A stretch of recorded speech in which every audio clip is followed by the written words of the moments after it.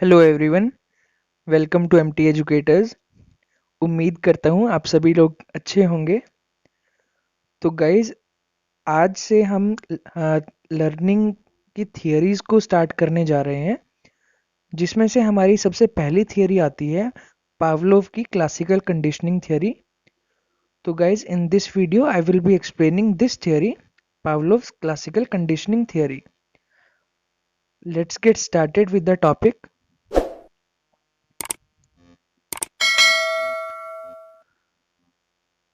तो पावलोव का पूरा नाम था इवान पेट्रोविच पावलोव। ये एक रशियन फिजियोलॉजिस्ट थे। He was best known for therapy, modern behaviour and theory of classical conditioning.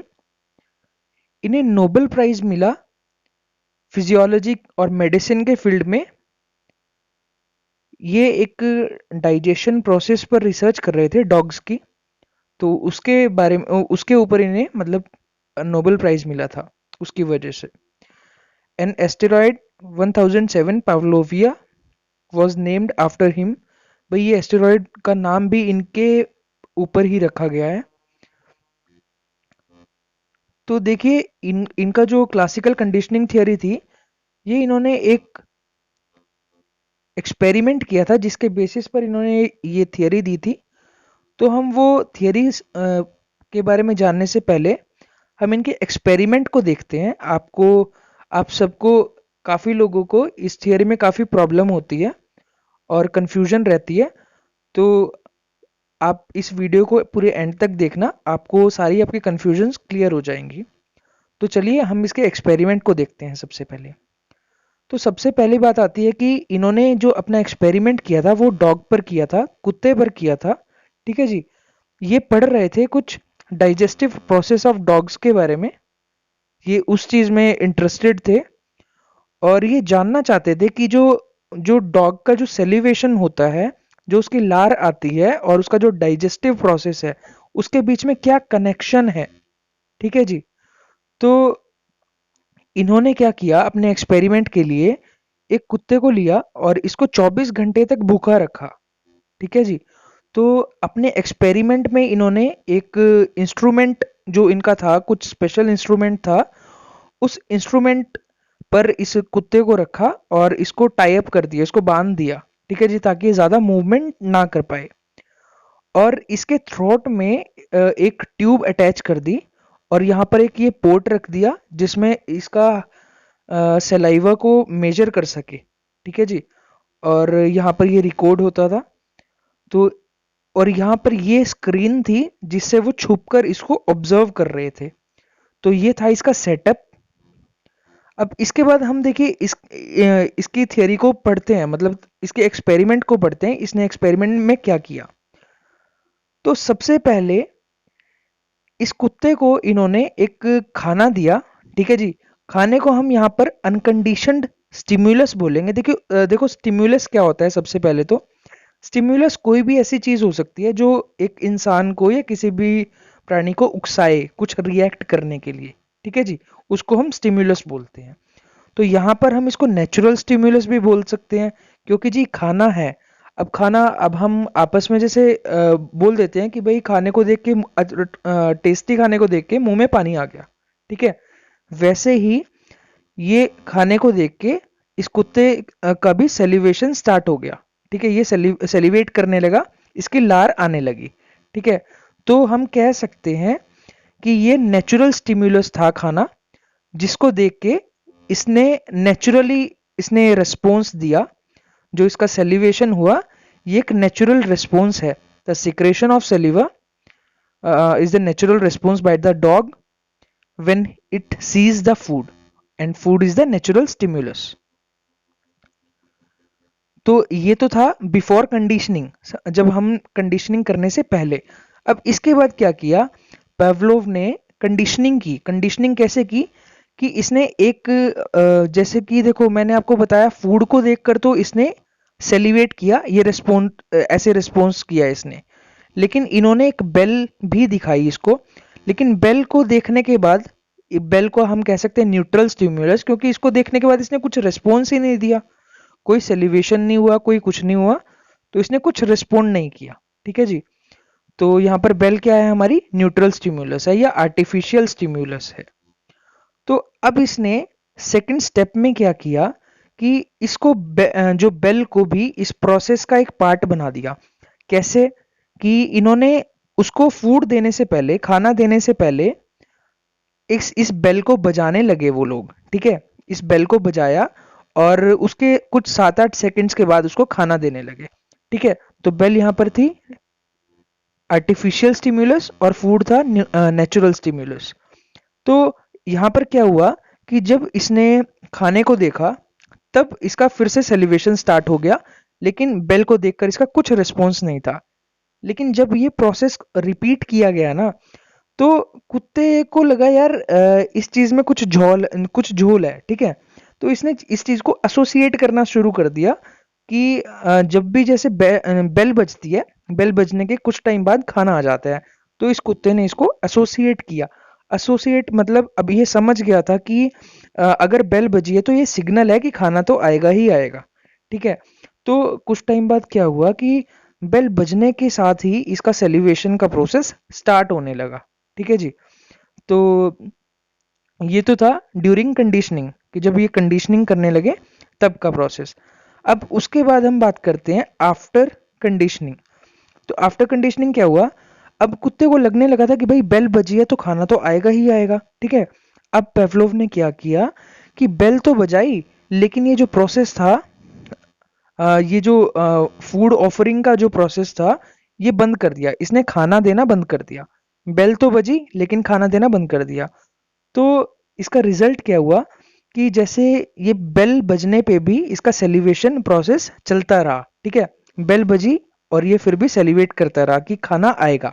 ठीक है जी, क्योंकि ये उसका यूज टू हो गया था। तो यहाँ पर ये कंडीशनिंग हो गई। तो ये इनका था एक्सपेरिमेंट। ठीक है जी, मतलब इनके एक्सपेरिमेंट में क्या किया, सबसे पहले अनकंडीशनड स्टिमुलस था और इससे अनकंडीशनड रिस्पॉन्स आया। ठीक है, मतलब खाना था, खाने को देख के इसने सेलिब्रेट किया, लेकिन इसके बाद इसने आर्टिफिशियल स्टिमुलस को इसमें एसोसिएट किया और एट द एंड उस आर्टिफिशियल स्टिमुलस को कंडीशनड स्टिमुलस बना दिया। मतलब उस आर्टिफिशियल स्टिमुलस जो बेल थी उसके थ्रू भी रिस्पॉन्स आने लगा। आप इस पिक्चर से समझिए, बिफोर कंडीशनिंग फूड एक हमारा अनकंडीशनड स्टिमुलस था, उससे अनकंडीशनड रिस्पॉन्स आया। नेचुरल स्टिमुलस था तो नेचुरल ही रिस्पॉन्स आया, खाना देख के सेलिब्रेशन हुआ। और बेल को देख के कोई रिस्पॉन्स नहीं हुआ, कोई कंडीशन रिस्पॉन्स नहीं था। ठीक है, और जब कंडीशनिंग हुई, बेल के साथ खाना देने लगे, तब भी इसका सेलिब्रेशन होता था खाने की वजह से। ठीक है, तो ये भी इसका अनकंडीशन रिस्पॉन्स था, नेचुरल रिस्पॉन्स था। देन जब ये इसका यूज टू हो गया तो इन्होंने खाना देना बंद कर दिया और बेल की आवाज सुनने के बाद भी इसका रिस्पॉन्स आता था, इसका सेलिब्रेशन होता था। तो ये तो था इनका एक्सपेरिमेंट। और यहाँ पर आप इन टर्म्स को समझ सकते हो। अनकंडीशन स्टिमुलस, भाई अनकंडीशन स्टिमुलस वो एक चीज होती है, कोई भी जो नेचुरल चीज जिसकी वजह से रिस्पॉन्स आ रहा है। ठीक है, जो सब्जेक्ट है या मतलब जो यहाँ पर डॉग था, वो खाने को देख के, जैसे खाना यहाँ पर क्या था, अनकंडीशन स्टिमुलस, वो रिस्पॉन्स कर रहा है। और अनकंडीशनड रिस्पॉन्स जो नेचुरली वो रिस्पॉन्स कर रहा है, उसका उसका जो सेलिब्रेशन था खाने को देख के, वो उसका अनकंडीशनड रिस्पॉन्स हो गया। देन कंडीशन स्टिमुलस क्या है, जो बेल थी, कंडीशनिंग करने के बाद वो बेल की वजह से भी उसका रिस्पॉन्स आने लगा, तो वो कंडीशन स्टिमुलस थी। और कंडीशन रिस्पॉन्स जो न्यूट्रल स्टिमुलस या आर्टिफिशियल जो बेल थी, उसको देखकर भी, उसकी वजह से भी जो इसका रिस्पॉन्स आ रहा था, ये कंडीशन रिस्पॉन्स था। तो उम्मीद है आपको ये जो एक्सपेरिमेंट था, ये एक्सपेरिमेंट इसका क्लियर हो गया होगा। अब आपको अगर एक्सपेरिमेंट समझ आ गया तो आपको इसकी पूरी थियरी समझ आ गई। अब देखिए इसकी थियरी में क्या होता है। सबसे पहली बात, कंडीशनिंग। कंडीशनिंग क्या होती है? Conditioning is basically that process in which an ineffective stimulus becomes so effective effective that it begins to produce a response। तो जी कंडीशनिंग एक ऐसा प्रोसेस है जिसमें एक जो इनइफेक्टिव स्टिमुलस था, जैसे बेल थी, जिसकी वजह से पहले कोई रिस्पॉन्स ही नहीं आ रहा था, वो इतनी इफेक्टिव हो गई कि उसकी वजह से भी रिस्पॉन्स आने लगा। ठीक है जी। Then Pavlov conditioning theory explains the concept of replacing a natural stimulus with conditioned stimulus. इनकी थियरी इनकी थियरी में क्या होता है कि एक जो नेचुरल स्टिमुलस था, फूड को इन्होंने रिप्लेस कर दिया लास्ट में बेल से। ठीक है, पहले फूड से ही रिस्पॉन्स आता था, लेकिन वो बाद में हैबिट उसकी ऐसी बना दी डॉग की कि वो एक जो आर्टिफिशियल स्टिमुलस था या जो बाद में कंडीशन स्टिमुलस हो गया, उसकी वजह से भी रिस्पॉन्स आने लगा। This theory considers learning as habit formation and is based on the principle of association and substitution. देखो ये जो थियरी है ये बेस्ड किस चीज पर है, एक इस प्रिंसिपल पर कि प्रिंसिपल ऑफ एसोसिएशन पर। जो कुत्ता है वो एसोसिएट करके एक कंडीशनिंग होती है उसकी। ठीक है, वो हैबिट बन जाती है उसकी, जब उसको बार बार वही चीज ट्रीट की जाती है कि बेल बज रही है तो खाना आ रहा है, तो वो उसका यूज टू हो जाता है, उसकी हैबिट बन जाती है सेलिब्रेट करना उसके बाद, और वो एसोसिएट करता है। ठीक है जी। और इस थियरी को बहुत सारे नाम से जाना जाता है, जैसे respondent conditioning, conditioned reflex, conditioned response, Pavlovian conditioning, optimize response, spontaneous action, classical contracting. इसके इस थियरी के बहुत सारे नाम हैं। अच्छा, उसके बाद जॉन वॉटसन थे, इन्होंने पावलोव को काफी सपोर्ट किया इनके आइडियाज की वजह से। जॉन वॉटसन एक फादर ऑफ बिहेवियरिज्म के नाम से इनको जाना जाता है।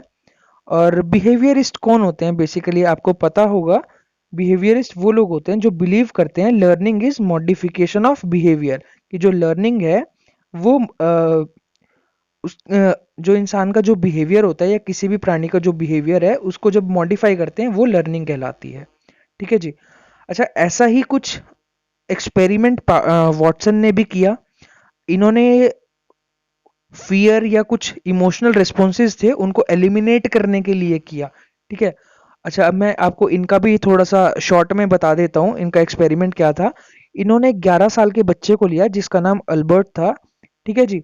अब इन्होंने इस बच्चे को एक रैबिट दे दिया खेलने के लिए। ठीक है, बच्चा उसके साथ खेलता था और उसको टच करता था, और बच्चा काफी एंजॉय करता था उस रैबिट के साथ खेलना। लेकिन अब क्या हुआ, इन्होंने कंडीशनिंग की। कंडीशनिंग क्या की इन्होंने, कि जब बच्चा रैबिट को टच करता था तो एक बहुत लाउड सी साउंड प्रोड्यूस की। ठीक है, जिसको सुन के बच्चा एकदम डर जाता था। ठीक है जी।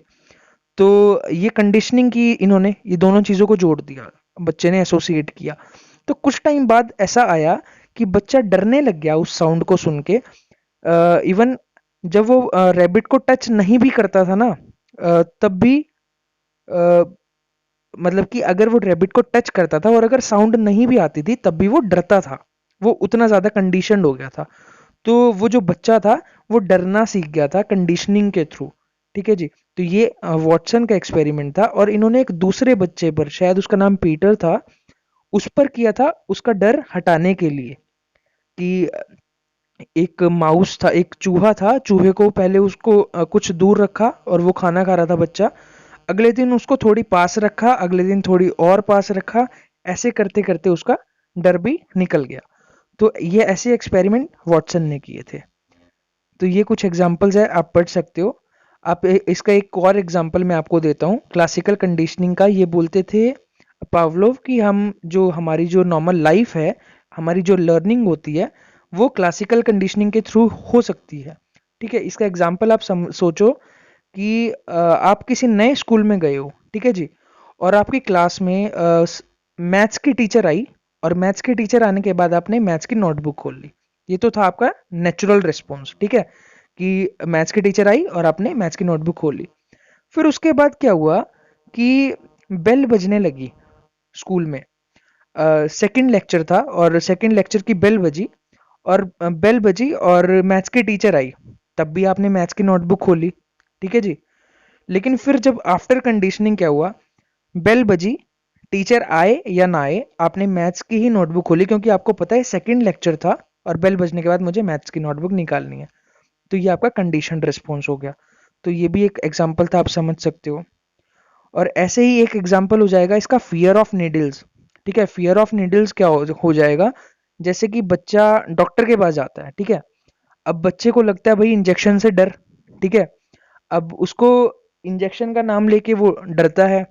अब वो गया डॉक्टर के क्लिनिक पर, वहां पर डॉक्टर दिखा और डॉक्टर ने इंजेक्शन लगाया, फिर से वो डरा। तो अगली बार ऐसा हुआ कि डॉक्टर के नाम से ही वो डरने लग गया, क्योंकि उसको पता है डॉक्टर पे जाएंगे तो वो इंजेक्शन लगाएगा।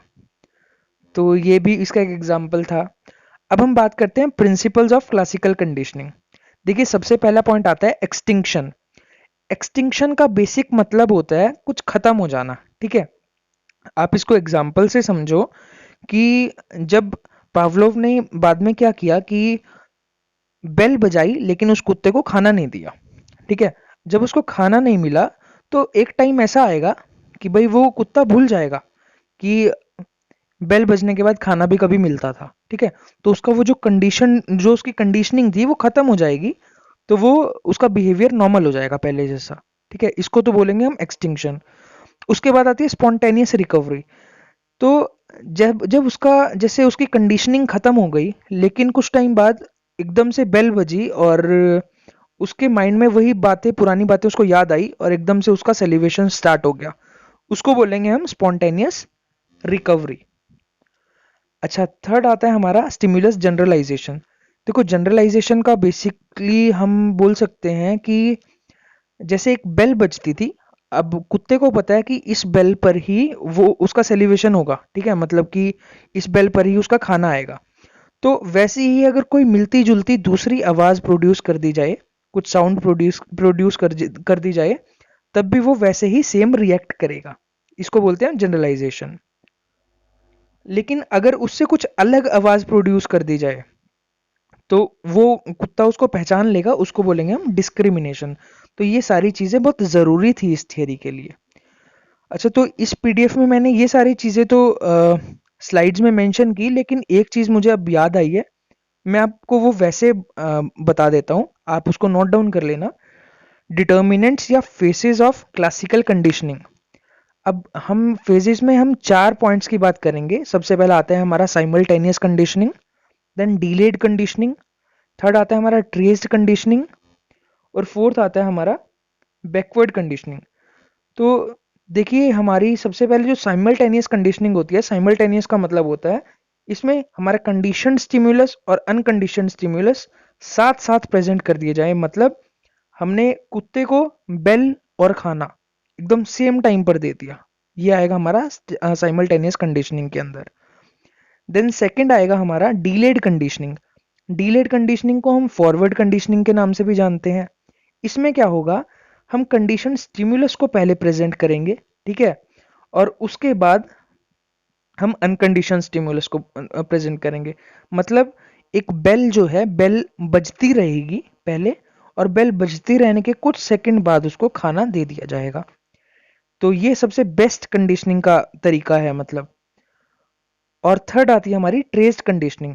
इसमें क्या होता है कि कंडीशन स्टिमुलस को हम पहले प्रेजेंट करेंगे, फिर एक थोड़ा ब्रेक लेंगे, और ब्रेक लेने के बाद अनकंडीशन स्टिमुलस को प्रेजेंट करेंगे।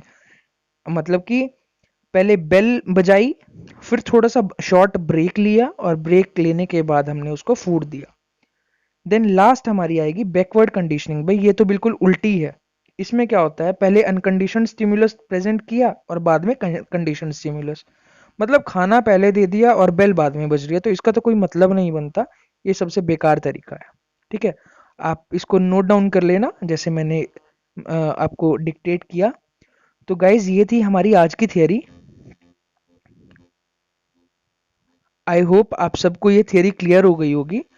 अगर फिर भी आपको कोई डाउट आता है तो you can mention it in the comment section, and मैं आपको रिप्लाई करूंगा और आपके डाउट्स को सॉर्ट आउट करूंगा। So guys, thank you for watching. Stay connected for the upcoming videos.